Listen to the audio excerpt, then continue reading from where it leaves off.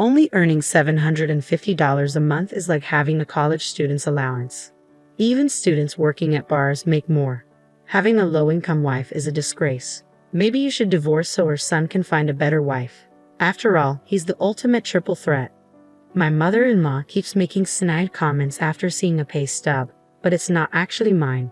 My name is Amanda, and I'm a 32-year-old nurse. I've been married to John for 5 years. We met at a college club, started dating, and eventually got married. We first met at a party when he was a medical student and I was a nursing student.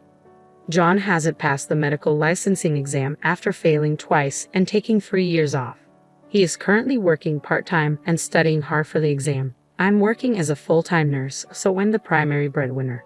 John isn't the type to brag about making money in cosmetic surgery or post pictures of a $468,000 Rolls-Royce on social media. He's serious and dedicated, reading accounts of people who've lost family members to illness, checking the number of people affected by infectious diseases daily, and studying literature on Japan's healthcare system. I respect him, even though he isn't a doctor yet. He genuinely wants to become a doctor to save his patients, so I didn't abandon him despite his lack of income as he entered his 30s. He kept the fact that he wasn't a doctor yet a secret from his parents. "Sorry, my mom is too nosy," John said. "It's fine. I support you so you don't have to worry about your parents. Live your life the way you want. This is short term," I reassured him. That's why it remained a secret. The reason it wasn't discovered was that he worked at night as a security guard at the hospital where I worked, so he was technically employed there. He had knowledge and could obtain information from my stories on the job. No one suspected he wasn't a doctor yet because he could talk like one. So to the seldom seen in-laws, I said, yes, patients really like him. I believe that while cruel lies hurt people, kind lies sometimes save them. Telling a patient, "You have 3 months left and there's no chance of recovery," creates a countdown that's often worse than saying, "You look good today, and you ate a lot." That's how people are.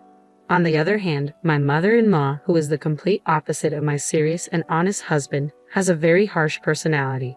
She's the typical overbearing mother-in-law.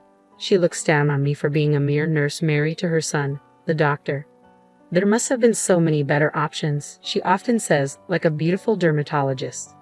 I always apologize and bow my head when she talks like that. I wholeheartedly support my husband in his pursuit of becoming a doctor, but at this point, he's just a high school graduate with extensive medical knowledge working part-time. He's not even a medical intern yet. But my husband is genuinely grateful to me, always saying, "Thank you for everything." So I silently support him. In fact, I'm also very busy with work. Our combined income is barely enough to make ends meet, but it couldn't be helped. I didn't care much about money as I entered this world because I genuinely admired Florence Nightingale. Currently, I'm a nurse in internal medicine, the most demanding field in terms of workload. The thought of wanting money hasn't even crossed my mind. As long as we can live, eat, and stay healthy, that's enough. Isn't that ultimately what life's about? Despite the fact that I'm supporting my husband's living expenses and tuition, my mother-in-law goes around the neighborhood saying, "My son is a doctor and earns well." If he were a serious doctor, he wouldn't want his mother to brag about his income, good or bad. But my mother-in-law doesn't care and only talks about money, money, money. As her son, he has no choice but to silently endure it. She is completely unaware that he is actually working as a security guard in uniform at the hospital instead of walking briskly in a white coat like she brags about. Even if he were walking briskly in a white coat, it's not something to brag about and gossip about. I understand the feeling, but it should be restrained. I was worried that my husband's mental state might be affected and he might fail the medical licensing exam. He's barely hanging on to his dream of becoming a doctor. If he ends up spending his entire life as a security guard after enduring this long journey, it would be a shame. Moreover, his personality is well suited for a doctor. His only weakness seems to be his kindness. That's why my mother-in-law's speculations like claiming my son makes $373,000 a year only add more pressure on him. Knowing that's false only makes things harder for him. Once I gently voiced my disapproval. I think it would be better for the patients if he didn't talk so much about his job because it might cause problems.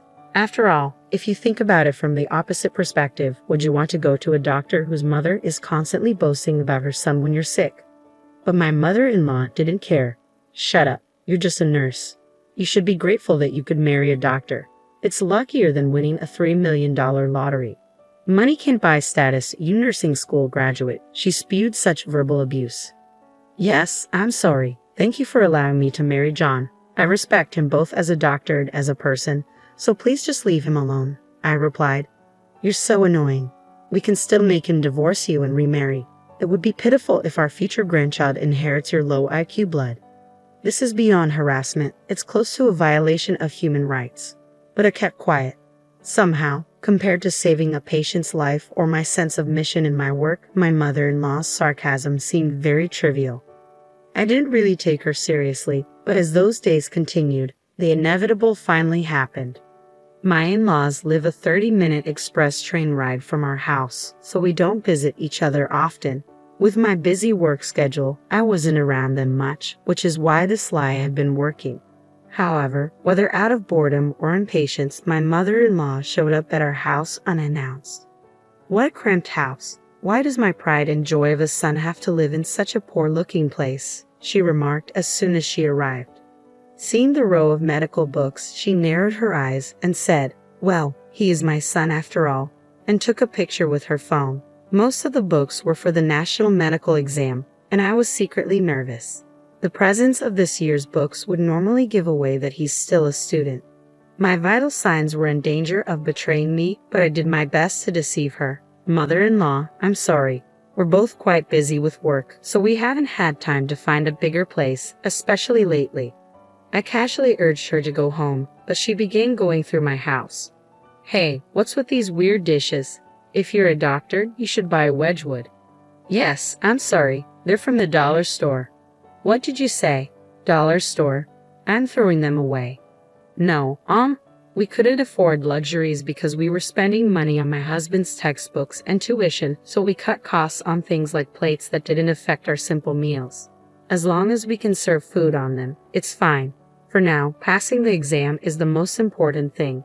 My husband was fortunately working as a security guard at the hospital at the time. It was a good thing he wasn't home. I didn't want to see him hurt, so I planned to get my mother-in-law to leave while he was at work. But she didn't stop rifling through our things. I'm going to throw away these clothes that look like a student's. If you're a doctor, you should buy high-end branded clothes, she declared, tossing my husband's favorite clothes into a pile. And what is this? A piece of junk watch. If you're a doctor, buy a luxury watch, she said, throwing away his smartwatch, seemingly unaware of its convenience. The belongings being discarded one after another were bought with the little money he had earned. He would have preferred to be on the wards treating patients instead of standing outside with his pride in tatters. Still, he was working hard for the sake of his dreams and for the sweat he had shed. But there was no stopping her. It's because he married a poor girl that you have a poor life, even though he's a doctor. It's a wonder you don't live in a tower mansion. Unbelievable. I was thinking of going shopping together and at least getting you to buy me a bag or something, she said. Her statement ultimately despicable. I had no choice but to point out that what my mother-in-law was expecting from my husband, student or not, was fundamentally different from how we really lived. I was a fellow medical professional. Gold digging for a doctor was out of the question. Mother-in-law, I don't mean to be forward, but he's not that extravagant. Our current lifestyle suits us well, I said. I conveyed this casually, but my mother-in-law wouldn't budge. You're so annoying. Do you have any idea how hard he worked to get into medical school? We've been waiting to recoup his upbringing and tuition fees, and it's because of you that we're in this mess. Don't be ridiculous. My mother-in-law, increasingly heated, didn't stop searching my house. She rummaged through not just the kitchen but also every closet, discarding anything cheap. Then, unbelievably, she began to open the clear cases where we kept our utility bills, mail, and other paperwork. That's when she found the pay stubs. They were marked with $750 and $2.25. Despite my husband's name being clearly written on them, she either didn't notice or couldn't read the writing. She screamed, $750? What do you mean, $750? You nurse. That's not my son's daily wage. Even anesthesiologists make $750 a day. And you're the wife of an internist making only $7.50. Are you slacking off at work or what? She began to go insane.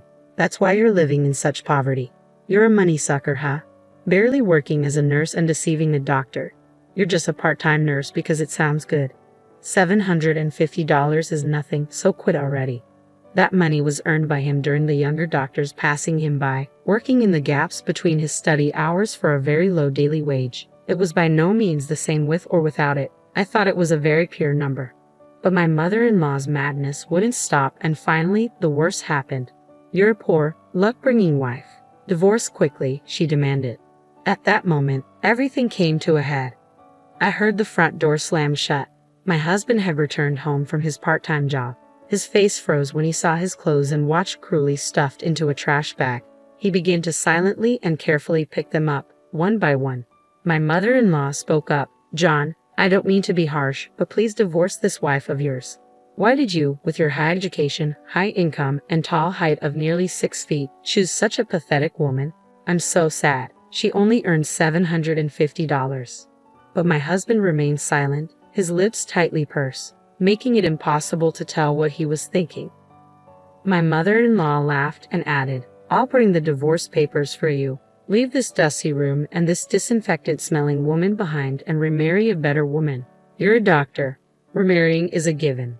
Then my husband slowly stood up and finally said, Mom, I've been keeping quiet about this, but I'm not a doctor yet. Huh? She responded, stunned. I'm sorry for hiding it, but I haven't passed the national exam yet. And about that $750. For some reason, my mother-in-law was so surprised that she turned to me for help. I don't understand what he's saying. This $750 pay slip is yours, right? I decided there was no use hiding it anymore. No, it's not mine, I replied. My husband chimed in, that's my salary from my part-time job. That can't be. You're lying, right? She stammered. I'm not lying. It's true, he said firmly. I'm not a doctor yet. I failed the national exam twice, my husband confessed. My mother-in-law, shocked to find out her son was not a doctor yet, suddenly started acting strangely. As she rummaged through her house, she slipped on some scattered newspapers and fell to the floor, crying out for help. She managed to avoid hitting her head but broke her right arm with a loud snap. My husband and I quickly treated her and took her to the hospital, guiding her to the orthopedic department. But my husband had something important to say. Mom, I'm sorry, but please don't come to our house anymore. And I don't want you to think of me as your son anymore, he said firmly. Trembling from shock, my mother-in-law listened as he continued. I knew you were bragging about me, but I put up with it. I felt guilty for lying, but when you insulted the money I worked so hard to earn, that was too much. But I never would have guessed you were a doctor. It doesn't matter if I'm a doctor or not. Do you think I'm studying just to say I earn $750 a day? I'm an adult, and it seems like we can't reconcile our differences in value, so let's cut ties. It seemed that my husband had truly decided to sever his ties with his mother. My mother-in-law, who had found her only purpose in life boasting about her son, seemed completely disheartened. Nowadays, she stays cooped up in her house, apparently too embarrassed to face her neighbors. That same year, my husband successfully passed the medical licensing exam. Though he was a bit older, he started working as a newly minted resident physician and shone brightly, never forgetting to show kindness such as offering tea to the security guards. Our days became very peaceful and happy. If she had just waited a few more months, my mother-in-law's dream would have come true, and she could have seen him in his white coat. It's really a pity, but she brought it upon herself.